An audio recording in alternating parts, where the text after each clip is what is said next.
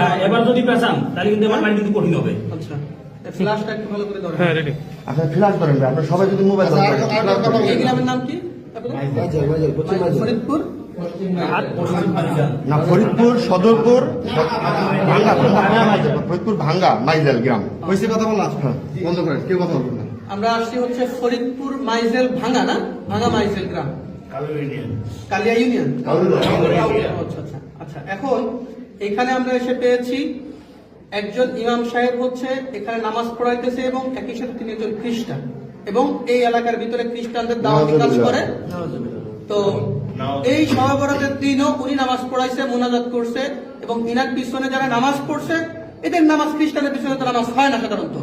আচ্ছা, এরপরে হচ্ছে আর একজন হচ্ছে মোটামুটি জেলা দায়িত্বে আছেন, উনি হচ্ছে জেলা দায়িত্বে আছেন খ্রিস্টানদের এই ফরিদপুরের। আচ্ছা, এখন সর্বশেষ যে ইমাম সাহেবকে দাওয়াত দিছে ওই ইমাম সাহেবের মাধ্যমে আমরা জানতে পারছি যে তিনারা খ্রিস্টান। যাকে দাওয়াত দিছে সরাসরি তার মুখ থেকে আপনারা একটু শুনেন যে তাকে কি বলে দাওয়াত দিয়েছিল এবং কেন আজকে তারা এসেছে বলেন। আসসালামু আলাইকুম ওয়া রাহমাতুল্লাহ। আমি শফিকুল ইসলাম, আমি বাবুনগর মাদ্রাসায় পড়ালেখা করছি, সাথে হাটাজারি মাদ্রাসায় উলুমুল হাদিস পড়াশোনা করছি 2 বছর।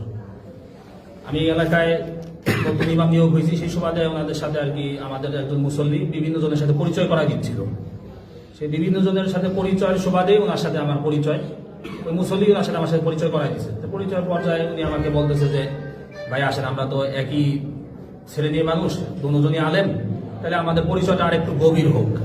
আমি বললাম কিভাবে গভীর হবে? এরপরে বলতেছে যে আমরা একটা কোম্পানির কাজ করি, ওই কোম্পানিতে চাইলে আপনি আমাদের সাথে কাজ করতে পারেন, আল্লাহ রহমতে চাইলে এখানে টাকা পয়সার আপনার কোনো অভাব হবে না।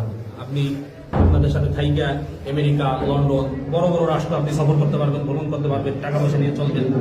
আর মসজিদে ইমামতি করে কয় টাকা দেয় আর আমাদের? বললাম যে কি কাজ এটা? বলতে দিনের দাওয়াত, ওই দিনের দাওয়াত করে টাকা পাওয়া যায়, এটা এমন কি দিনের দাওয়াত? বলেন আমাকে বিস্তারিত কইলা। উনি বলতেছে কয় সব নবীর কথাই তো কোরআন শরীফে আছে, আমরা শুধু ঈসা নবীর দাওয়াতটা আমরা বেশি দিই, অন্য কোনো নবীর আমরা দাওয়াত দিই না, আর আমরা তাকেই মানি।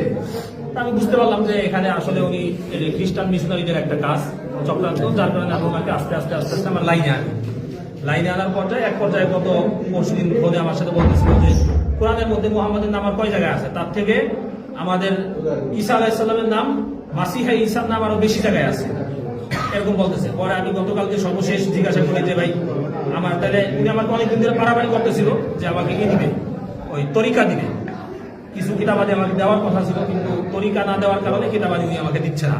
বলতেছিল তরিকা যদি আপনি নেন তাহলে আপনি কিতাবগুলি আমাদের থেকে নিতে পারবেন, এছাড়া তরিকা না নিলে আপনি আমাদের কোনো কিতাব পাবেন না।